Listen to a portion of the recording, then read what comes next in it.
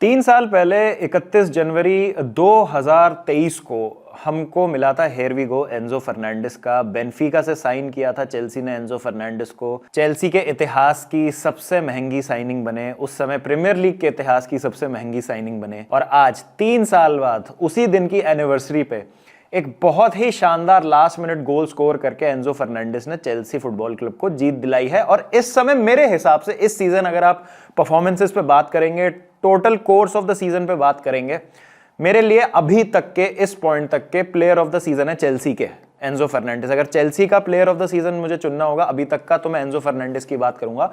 बहुत जबरदस्त इंपैक्ट रहा है उनका, स्पेशली पिछले कुछ मैचेस में जहां पर हमें कैरेक्टर दिखाना था, लीडरशिप दिखानी थी।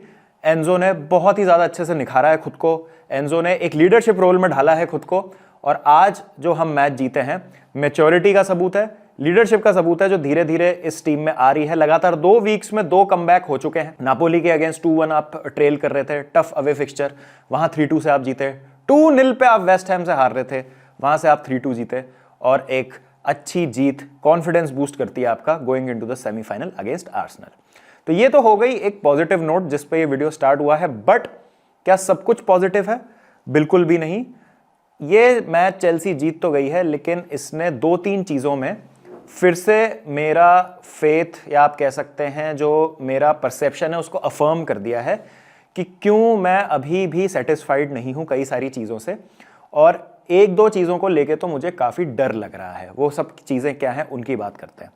पहले मैच की बात करेंगे तो आज 7 चेंजेस किए थे लियम रोजिनियर ने उस लाइनअप से जो नापोली के अगेंस्ट खेली थी। पूरी बैकलाइन चेंज थी। गुस्तो, चालोबा, बदियाशील और जोरेल हाटो खेल रहे थे। उसके बाद एंजो काइसेडो थे तो सही मिडफील्ड में, बट एक फ्रंट लाइन थी आपकी लियम डिलैप, अलेहांद्रो गर्नाचो और जेमी गिटन्स। तो नो जाओ पेड्रो, नो कुकुरेया, एस्तवाओ को अनफॉर्चुनेटली घर जाना पड़ा, कुछ उनके पर्सनल प्रॉब्लम हो गई है। तो आई विश कि वो, मतलब I wish and I hope कि ज़्यादा कुछ गड़बड़ ना हुई हो और सब कुछ ठीक हो और वो जल्दी से वापस टीम को ज्वाइन कर सके। कोल पामर आज खेल रहे थे जो बेंच पे थे नापोली के अगेंस्ट। तो 7 चेंजेस आज किए लियम रोजिनियर ने। जैसे क्या होता है, जो टीम्स होती है ना वो चेंजेस करती हैं, रोटेट करते हैं, बट इतना हैवी रोटेशन, अब आई अग्री कि आपको गिटन्स को टाइम देना है। मैं भी इस चीज से अग्री कर रहा था कि भाई गिटन्स को आपको टाइम देना है, गर्नाचो को भी आपको टाइम देना है, लेकिन इतने सारे चेंजेस एक साथ नहीं करने चाहिए थे। इधर आपको फ्रंट लाइन में कोई आपके 2-3 मेन प्लेयर रखने चाहिए थे, या डिफेंस में आपको आपके एटलीस्ट 2 मेन डिफेंडर खिलाने चाहिए थे। जेम्स या कुकुरेया के बिना एक भी अगर नहीं होता इन दोनों में से फुल बैक तो बहुत ज्यादा स्ट्रगल करते हैं हम, उसमें तो कोई डाउट ही नहीं है। बट ठीक है, एक रिस्क लिया लियम रोजिनियर ने और वो रिस्क बिल्कुल मुंह पे फट गया। हमारी जो बेंच है या हमारी जो सेकंड स्ट्रिंग टीम है, जो सेकंड स्क्वाड है हमारा, वो चैंपियनशिप लेवल का दोस्तों, वो प्रीमियर लीग मैचेस या चैंपियंस लीग मैचेस को सस्टेन नहीं कर सकते हैं। जैसे हम आर्सेनल की बात करते हैं तो आर्सेनल की अगर आप बेंच पे देखेंगे तो उनके जो प्लेयर्स हैं और आप हमारे प्लेयर से कंपेयर कीजिए, और आप एक ऐसे मैच में जा रहे हैं जो एक रेलीगेशन थ्रेटन टीम के अगेंस्ट है। तो आर्सेनल की बैकलाइन में अगर गैब्रियल या सलीबा नहीं खेल रहे हैं तो वहां पे खेल लेंगे हिंकापिये, खेल लेंगे मोस्केरा, खेल लेंगे काला फ्योरी, नहीं है तो माइल्स लुइस स्केली खेल लेंगे, टिम्बर नहीं है तो बेन वाइट खेल लेंगे। तो स्टिल अगर एक सेकंड स्ट्रिंग बैकलाइन उतारती है आर्सेनल तो भी आप कह सकते हैं कि हाँ ये टीम निकाल लेगी एक रेलीगेशन थ्रेटन साइड के अगेंस्ट मैच, जिसमें आप कहेंगे कि 1-2 मेन प्लेयर्स तो खेलेंगे ही। जैसे आज भी हमारा डबल पिवट तो था ही, एंजो काइसेडो तो खेल ही रहे थे। क्या हम सेम चीज चेल्सी के लिए कह सकते हैं? और आपको हर मैच में शैंपेन फुटबॉल खेलने की जरूरत नहीं है, आपको इफेक्टिवली कंट्रोल करके और 3 पॉइंट लेके आने हैं। तो क्या हम चेल्सी के लिए सेम चीज कह सकते हैं? नहीं। तो मुझे यही समझ नहीं आ रहा कि 2 बिलियन कहां खर्च कर दिया इन्होंने, इतना सारा जो पैसा खर्च किया उसमें ऐसी स्क्वाड बनाते हो आप। मैं फिर से सेम पॉइंट बोलूंगा जो मैं 1 लाख बार बोल चुका हूं कि जो 13-14 प्लेयर्स हैं ना वो तो बहुत अच्छे हैं, they can go up against any team in the world, और इस तरीके की मेंटालिटी दिखा रहे हैं तो जीत भी सकते हैं। क्वालिटी इज देयर, बट उस क्वालिटी को सपोर्ट करने के लिए जो स्क्वाड है ना, दैट इज शैम्बॉलिक भाई। बहुत खराब क्वालिटी का स्क्वाड है वो, लेट्रिन किस्म की स्क्वाड है हमारी। और इसमें अगर आप अच्छे रीइंफोर्समेंट्स नहीं डालेंगे तो आप लोड ही ईज नहीं कर पाएंगे, और इवेंचुअली जो आपके मेन प्लेयर्स भी होंगे या तो वो इंजरी से बाहर हो जाएंगे, इतना फटीग हो जाएगा कि उनकी परफॉर्मेंसेस डाउन हो जाएंगी। तो आपने इस तरीके की आज खिलाई जो टीम थी। तो फर्स्ट हाफ में टेम्पो बिल्कुल भी नहीं था, कोई इंटेंसिटी नहीं थी, खत्म मैच था बिल्कुल। और आप ये देखिए कि राइट साइड पे जब जब बॉल जैरेड बोवन के पास है या एरन वैन बिसाका के पास है, ना गर्नाचो से वो क्लोज डाउन हो पा रहे हैं, ना जोरेल हाटो से क्लोज डाउन हो पा रहे हैं। हाटो तो फिर भी मैं कह सकता हूं कि ठीक है, उनका पहला सीजन है प्रीमियर लीग में, उनको टाइम लगेगा, थोड़ा सा उनको सेटल इन होना पड़ेगा और उनको जैसे जैसे और मैचेस मिलेंगे ठीक है, हम देखेंगे कि शायद वो बेहतर हो जाए। गर्नाचो तो यार is an experience Premier League footballer भाई। आई थिंक आज गर्नाचो की जो परफॉर्मेंस थी ना, it was one of the worst performances ever I have seen from a Chelsea player in a single half of football भाई।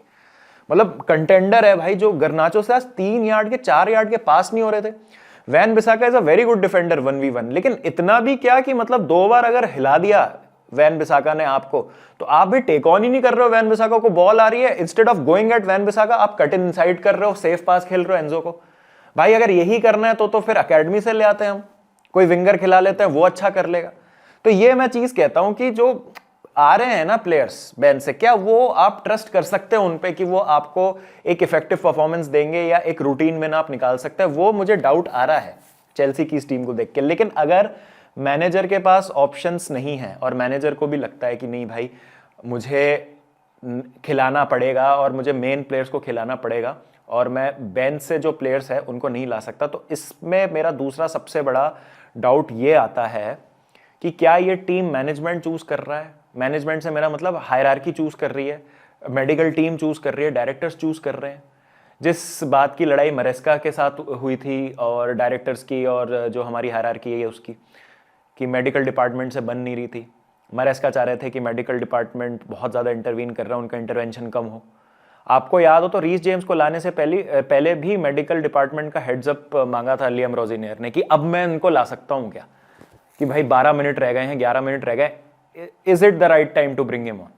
तो रोजिनियर ठीक है अभी तक डिसेंट कर रहे हैं, बट इंटरफेरेंस कितना है इसमें, और क्या आज की लाइनअप रोजिनियर ने चुनी थी कि हायरार्की ने, ये मुझे समझ नहीं आ रहा। और अगर ये केस है कि भाई मेडिकल स्टाफ और हायरार्की के थ्रू लाइनअप चुनी जा रही है, फिर तो भाई बहुत ज्यादा मुश्किल है। फिर तो एक लेवल तक ही मैनेजर परफॉर्म कर सकता है, उसके बाद तो बहुत बुरे हाल हैं।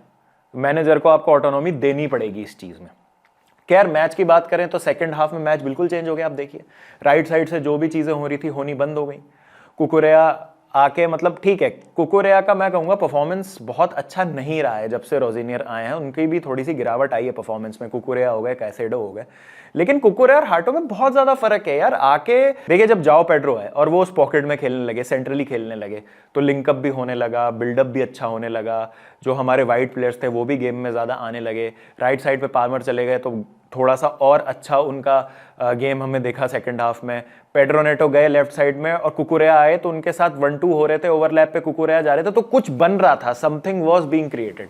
हाटो से गर्नाचो से हम ये एक्सपेक्ट नहीं कर सकते। और हाटो गर्नाचो तो ऑफ द बॉल भी बहुत खराब खेल रहे थे, मतलब एक बार भी ऐसा नहीं हुआ कि कोई कटबैक था या कोई ऐसा चांस था जो हम एक्सपेक्ट करें कि वो रोक लें या हम उनसे वर्क रेट देखें। क्लोज डाउन नहीं कर रहे हैं वो अपने मैन को। ये सब चीजें हैं जो मुझे लगता है कि बेसिक्स हैं और ये ही हम नहीं कर रहे हैं, और ये चैंपियनशिप लेवल की टीम है जो ऐसा करती है। पहला गोल आप देखिए जो जैरेड बोवन ने मारा है, मैं नहीं मानता सैंचेज की गलती थी। शुरू में वॉच अलोंग आप देखेंगे तो वहां मैं कह रहा हूं कि सैंचेज का हाउलर है, बट मैंने जब रिप्ले दोबारा देखा, अभी हाइलाइट्स में देख रहा तो सैंचेज की गलती नहीं थी। सैंचेज तो एक्सपेक्ट कर रहे थे कि बॉल अगर पहुंची वेस्ट हैम के स्ट्राइकर तक तो उसको रोकने के लिए वो अपने आप को प्लांट कर रहे थे गोल में कि भाई उस हिसाब से मैं रिएक्ट करूंगा। ये तो काम आपके डिफेंडर्स का है ना। यहाँ पे फिर बदियाशील, हाटो, इनकी बात आती है। चालो बात तो चलो ठीक है, हमारी बेस्ट सेंटर बैक पेयरिंग का पार्ट है भी फोफाना के साथ एट प्रेजेंट, बट कोई किसी को क्लोज डाउन नहीं करा। समरविल के गोल के लिए भी देख लिए, इतना ज्यादा टाइम है कटबैक करने का, समरविल आ रहे हैं आराम से बीच में मिडफील्ड से, कोई उनको क्लोज डाउन नहीं कर रहा। तो मैं ना काइसेडो की परफॉर्मेंस से भी ज्यादा डिसअपॉइंटेड था, बहुत डिसअपॉइंटेड था, क्योंकि काइसेडो भी मतलब वो ग्राउंड डूल्स नहीं जीत रहे हैं, हाउंड नहीं कर रहे हैं। जो सपोर्ट हम जानते हैं कि एंजो दे सकते हैं काइसेडो को, वो दे भी रहे हैं, लेकिन तब भी काइसेडो का गेम बहुत ऑफ लग रहा था। तो overall individual performances plus the quality on the pitch was not up to the mark. और जैसे ही हमने क्वालिटी डाली, जाओ पेड्रो का बहुत अच्छा हेडर, फोफाना ने रिस्क लिया, बॉल को ड्राइव किया, अच्छा क्रॉस डाला, जाओ पेड्रो की बहुत अच्छी फिनिश, 2-1 हो गया। अगेन फिर से नेटो का क्रॉस आया, गुस्तो ने हेडर जीता, लियम डेलैप ने ऑलमोस्ट गोल कर दिया था बट रिकोशे होकर कुकुरेया के पास आई। कुकुरेया ने कमिटमेंट दिखाई, क्लियर करना चाह रहे थे वेस्ट हैम के सेंटर बैक्स और वहां पे कुकुरेया ने फिर गोल स्कोर कर दिया। He wanted it more, dive मारी जैसा कमेंटेटर ने भी कहा और 2-2 हो गया। फिर वहां से तो बिलीफ आ गया था कि अब हो सकता है कमबैक। और रीस जेम्स जब आए फील्ड पे तो और थोड़ी सी क्वालिटी बढ़ गई, टेक्निकलिटी बढ़ गई। एंजो ने लास्ट गोल मारा जैसा मैंने कहा। जाओ पेड्रो अगेन बहुत अच्छा फॉर्म चल रहा है जाओ पेड्रो का, brilliant run, composure and awareness to find Enzo Fernandez. और जो बॉक्स क्रैशिंग का नया रोल एंजो फर्नांडिस को दिया है, जो मरेस्का के अंडर हमने उनको डेवलप होते देखा था, वो अपने आप में भी फायदा इस तरीके से देता है कि आपको एंजो इस पोजीशंस में दिखेंगे गोल मारते हुए। जो लेट अराइव करने वाली बात होती है ना बॉक्स के अंदर, तो एंजो वो कर रहे हैं तो बहुत अच्छी बात है। प्लस पीछे से गेम भी चला सकते हैं, तो अगर ऐसा आपके पास एक मिडफील्डर है तो बहुत बड़ी ब्लेसिंग है आपके लिए। तो being right at the right place at the right time Enzo Fernandez. और बड़े मैच में, मतलब बड़ा मैच इसलिए था क्योंकि 3 पॉइंट बहुत ज्यादा जरूरी थे हमारे लिए। ऐसा नहीं है कि अब अगर नहीं, मतलब हम यहाँ पे 3 पॉइंट पाएंगे तो चल जाएगा काम, ऐसा नहीं है भाई, कुछ नहीं है। लिवरपूल भी, जैसा मैं अभी वीडियो बना रहा हूँ, तो न्यूकासल से दे आर 2-1 अप। तो लिवरपूल है, मैन यूनाइटेड अभी आपसे आगे हैं टेक्निकली। अब फुलम से अगर अपना मैच जीतेंगे मैन यूनाइटेड तो आपसे आगे हो जाएंगे। तो आपको पॉइंट्स ड्रॉप नहीं करने हैं इस टॉप 4 रेस में। प्लस आपको मोमेंटम है उसको आगे तक कैरी करना है। तो अच्छी बात है, हम मैच जीत गए, कैरेक्टर दिखाया। और मैं ऐसा दुखी नहीं हूं कि भाई अच्छे से क्यों नहीं जीते और फर्स्ट हाफ में आप इस तरीके से क्यों खेल रहे थे। बट द थिंग इज कि आप ये चीज बार बार नहीं कर सकते हो, हर बार ये चीज काम नहीं करेगी कि आपने फर्स्ट हाफ में कुछ भी टीम खिला दी, यू गो बिहाइंड, और फिर आप एक्सपेक्ट कर रहे हो कि आपके सब्स्टिट्यूट्स आके गेम बदलेंगे। जो नापोली वाले मैच में भी हुआ था, कोल पामर के आने के बाद गेम बदला। तो ये एक चीज है कि किस तरह से हम इसको सही कर सकते हैं। Reece James for I don't know what reason was playing as the centre back Napoli वाले गेम में, बट जब हम अपने शेप में वापस आए, जो हमारा असली लाइनअप है, जो जहां पे हर प्लेयर अच्छे से खेलता है, वो हुआ, तो हम फिर वो मैच भी जीत गए। तो इस चीज को कंटिन्यूअसली करना with a good squad depth, उसका क्या सॉल्यूशन है मुझे नहीं पता। लेकिन ये बात तो श्योर हो जाती है कि या तो मैनेजर टीम नहीं चुन रहे हैं, और चुन रहे हैं तो बहुत ज्यादा एक्सपेरिमेंट कर रहे हैं। बट अगेन उनको बेनिफिट ऑफ डाउट है क्योंकि भाई 6 में से 5 मैच जीत गए, वो 5 wins in a row for रोजीनियर, ये भी बात है। 7 में से 6 हो गया खैर अब तो बहुत बहुत मतलब अच्छा उनका स्टार्ट है। बट क्या आपके पास ऐसी स्क्वाड है जब आपको अपने मेन प्लेयर्स को रेस्ट करना हो तो आप उन पर ट्रस्ट कर सकते हैं? I don't think so.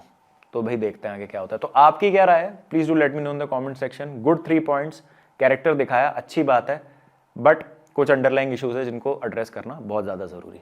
चलिए फिर मिलता हूं आपसे, जब तक ध्यान रखिए अपना, take care and don't forget to keep the blue flag flying high.